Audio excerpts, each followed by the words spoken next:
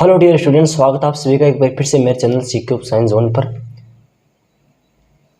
तो जो हमारी बीएससी सेकेंडरी की ऑर्गेनिक केमिस्ट्री क्लासेस चल रही थी, उसके अंदर पिछली क्लास के अंदर हमारा फिनॉल कंप्लीट हो गया है। फिनॉल के फिजिकल प्रॉपर्टीज़ करवा दी, मैंने यूजेज करवा दी हैं, निर्माण की विधियाँ करवा दी हैं।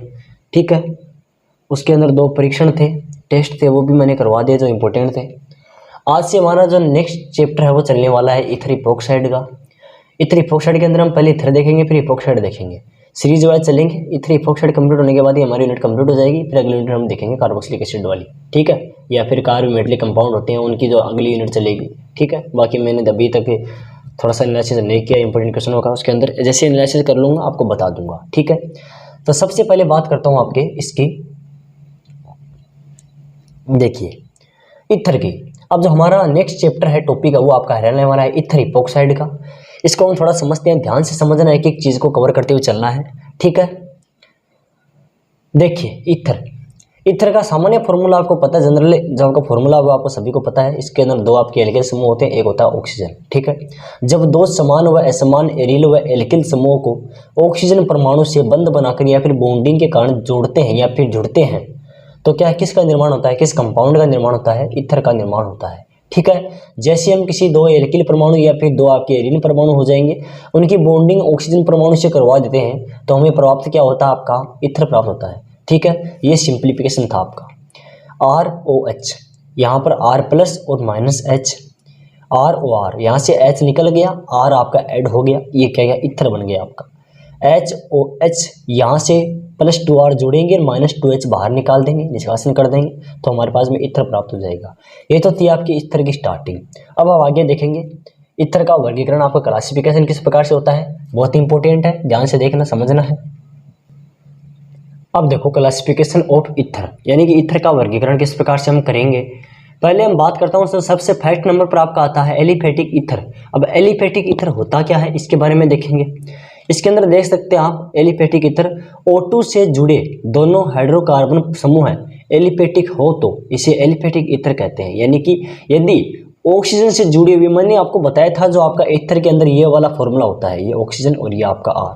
अब देखो इसके अंदर जो ऑक्सीजन है ये, इसके साथ में ये दोनों आपके जो एल्किल परमाणु जुड़े हुए हैं, ये अगर हाइड्रोकार्बन समूह है कैसे हो, एलिफेटिक हो, कैसे हो, एलिफेटिक हो ये वाले, तो आपका क्या होगा, ये ईथर एलिफेटिक ईथर कहलाता है। जैसे हम बात करें, देखो ये रहा CH3 ये दोनों हाइड्रोकार्बन समूह एलिफेटिक है तो ये आपका हो जाएगा डाईमेथिल ईथर। ये हो गया आपका ethyl methyl ether, CH3 C2H5 methyl ether, C2H5 die ethyl ether. ठीक है, ये आपका हो गया एलिफेटिक ईथर। इसमें नेक्स्ट आपका टाइप आता है वो आपका आता है एरोमेटिक ईथर। अब एरोमेटिक ईथर की मैं अगर बात करूँ तो एरोमेटिक ईथर क्या होता है, जैसे एरोमेटिक की बात आती है तो समझ लेना बेंजीन प्रवेश कर गई। ठीक है, एरोमेटिक का नाम जैसे सुना तो समझ लेना बेंजीन आपकी इंटरफेयर हो गई है, आपकी राउंडेड संरचना इंटरफेयर हो गई है, चक्रीय संरचना इंटरफेयर हो गई है इसके अंदर।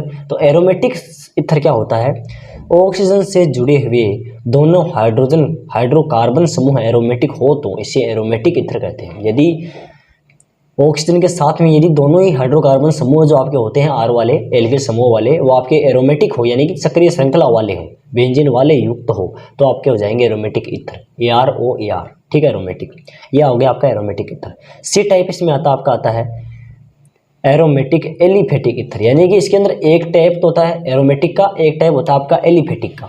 तो इन दोनों से मिलकर जो बनने वाला होता है वो आपका होता है आपका एरोमेटिक एलिफेटिक ईथर। इसके अंदर आप देख सकते हो ये आपकी एरोमेटिक हो गई एक तरफ ऑक्सीजन की, एक तरफ आपकी होगी एलिफेटिक। तो ये क्या होगी आपकी एल्किल समूह, R एल्किल समूह है, AROR AR एरिल समूह। यहाँ पर R तो आपका एलिफेटिक वाला हो गया और आपका एरोमेटिक हो गया, तो ये कंबाइंड हो गई एरोमेटिक एलिफेटिक ईथर। ठीक है, अब देखो आगे का पॉइंट जो इंपॉर्टेंट है एग्जाम की दृष्टि से थोड़ा सा ध्यान में रखना है। एलिफेटिक ईथर को निम्न भागों में बांटा गया है। अब कितने भागों में एलिफेटिक ईथर को बांटा गया है वो देख सकते हैं हम, सिंपल और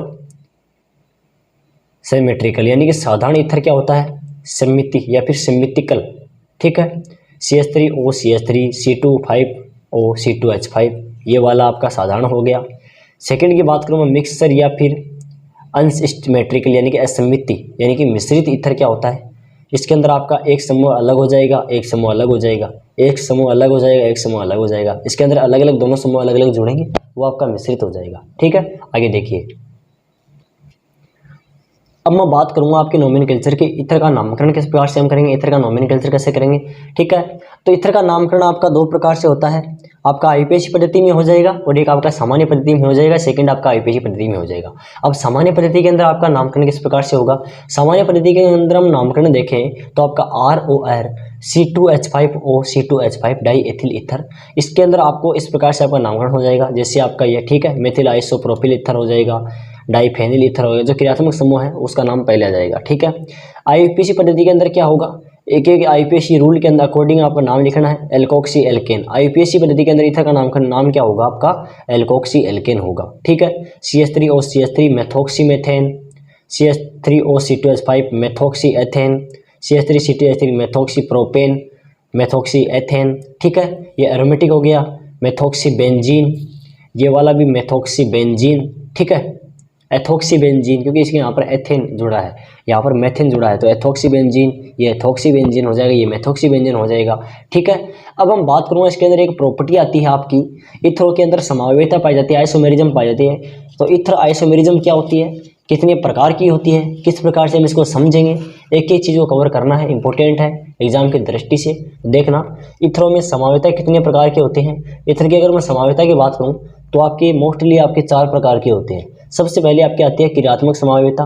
ठीक है, रिएक्टेंट्स आइसोमेरिज्म क्या होती है वो देखना, CH3O CH3 डाइमेथिल ईथर या फिर CH3 CH2OH एथिल एल्कोहल, इस प्रकार की समावेशिता में दोनों का फॉर्मूला समान होता है। इन दोनों का फॉर्मूला तो समान होता है, लेकिन क्या होता है, लेकिन क्रियात्मक समूह भिन्न भिन्न होते हैं। अर्थात समझ गए होंगे आप, फॉर्मूला लेकिन समान होगा लेकिन क्रियात्मक समूह भिन्न भिन्न होते हैं। इसलिए कि जिसके अंदर भी क्रियात्मक समूह भिन्नता पाई जाएगी उसके अंदर क्या पाई जाएगी, आपकी क्रियात्मक समावेशिता पाई जाती है। ठीक है, अब आगे देखिए। अब जो नेक्स्ट पॉइंट आपका आता है वो आता है मध्यावयवता का, यानी कि मेटामेरिज्म का, मध्यावयवता का। अब मेटामेरिज्म क्या होती है उसको हम समझेंगे। ऐसे यौगिक जिनके अणुसूत्र तो क्या होते हैं, समान होते हैं। ऐसे यौगिक जिनके अणुसूत्र तो समान होते हैं, लेकिन क्या होता है आपका जो इसकी संरचना होती है, स्ट्रक्चर होती है, वो सूत्र जो अलग अलग होते हैं, यानी कि संरचना सूत्र क्या होते हैं, अलग अलग होते हैं, जिनमें O2 एटम से 2 भिन्न एल्किल समूह जुड़े रहते हैं। ठीक है, C4H10O CH3 CH2O C2 CH3 die ethyl ether हो गया आपका, CH3O C2 CH2 CH3 methyl N propyl ether हो गया आपका। ये आपकी होगी मध्यावयवता मेटामेरिज्म। अब इसी के अंदर मैं बात करूँ थर्ड की, तो श्रृंखला समावयवता की।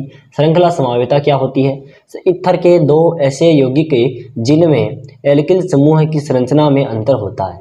अब श्रृंखला समावयवता के अंदर जो संरचना होती है उसके अंदर तो अंतर होता है, जैसे C5H12O CH3O CH2 CH2 CH2 CH3 1 methoxy butane CH3O CH2 CH3 1 methoxy 2 methyl propane. ठीक है, ये आपकी होगी।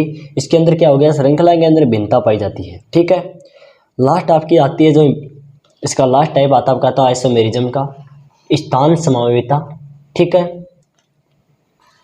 स्थान पोजीशन आइसोमेरिज्म वो क्या किस प्रकार से होगी, इसमें आपके अणुसूत्र समान होते हैं किंतु क्रियात्मक समूह की जो स्थिति होती है वो क्या होती है, आपकी भिन्न भिन्न होती है। आपके अणुसूत्र तो लेकिन समान होते हैं, जो लेकिन आपका क्रियात्मक समूह होता है उसकी भिन्न है, जो स्थितियां हैं वो क्या होती हैं, भिन्न भिन्न होती हैं। C4H10 के समावयवी CH3 CH2 CH2O CH3 1 methoxy propane CH3 CH3 CO CH3 C2 methoxy propane, ये होगी आपकी स्थान समावयवता। इसके अंदर आपके स्थान की समावयवता समझ रहे होंगे आप। यहाँ पर स्थान देखो ये वाला है, इसके अंदर स्थान ये वाला है, प्रत्येक स्थापित समूह का, क्रियात्मक समूह का। ठीक है, चेंजमेंट हो रहा है ना इसके अंदर। ठीक है, स्थिति भिन्न भिन्न है, तो ये क्या हो गया आपकी स्थान समावयवता पोजीशन आइसोमेरिज्म। तो आई होप समझ में आ गया होगा।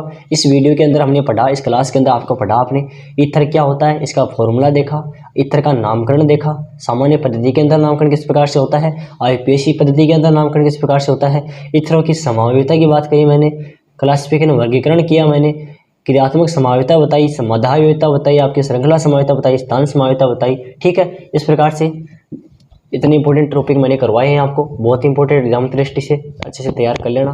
तो आई होप समझ में आया होगा। कमेंट देना कि वीडियो कैसा लगे। चैनल को सब्सक्राइब नहीं किया सब्सक्राइब कर लीजिए, सारी नोटिफिकेशन ऑन कर देना ताकि अगली क्लास का नोटिफिकेशन डालूँ तो उसका आपको नोटिफिकेशन मिल जाए। Thanks for watching.